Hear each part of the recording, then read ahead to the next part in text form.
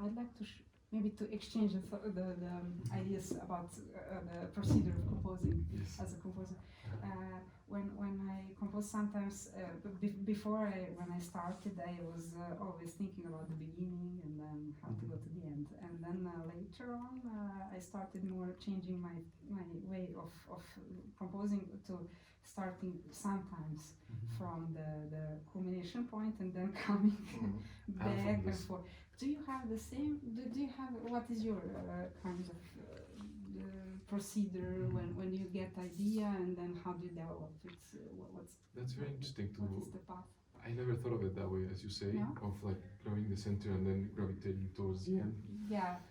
For me, I think, to me, it helps me to look at the form from outside first and see what I need to do. In entire form. Like I take like magnifying glass from outside, you know, and then I see, I want this cell to be this, this is, and then because it allows me to create the journey and be coherent. Yeah, that's. So the structure comes first. For me, yes. Because for me as well. That's why I'm curious. That's why I was curious. That actually I wanted to ask the same question, just very differently. Yeah. We got the same answer, which is interesting. Yes, like so the structure comes first, and then you build up the blocks. Exactly. Okay. Yeah, especially with pieces like this with a similar theme, even though it's different movements, they're connected. I find that it's harder if you focus on one movement, because sometimes you get inspired and you do something completely different, and you go a different direction, and you have to redo and rework.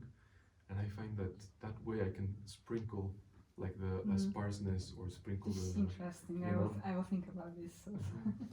I think it comes comes through very clearly the thinking about structure, for me at least, when I listen to those pieces, because what we mentioned already before, like how nicely placed all the climaxes are you know, placed in the music, how nicely it's shaped. That comes with for me at least, you know, like it doesn't happen spontaneously, right?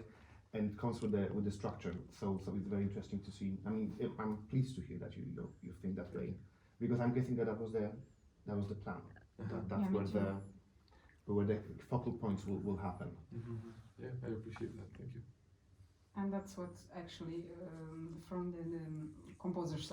That's what I mentioned. You have a good feeling for entire form.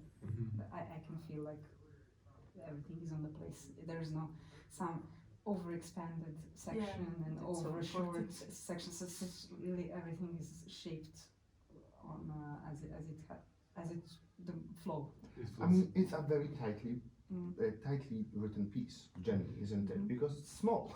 Yes. It's small. It already has 3 movements in it already, right? And there's quite a lot of material that you managed to put into it, right? But it doesn't feel like cluttered. It doesn't feel too busy. It doesn't feel like there's too much, which is a great thing, because, you know, like with a lot of young composers, that can be an issue when you have too much to say. Too much to say.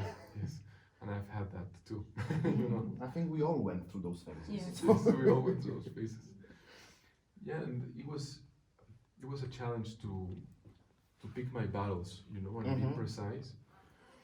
Because the other thing that I notice sometimes with contemporary music is that either it says too little or too much, and that's one of the things, like a constant theme that I have to keep track of, is to, you know, have enough of the ideas that are easy to pick on general public, no, not only academic public, but anyone that can listen to it and say, okay, I feel connected to this.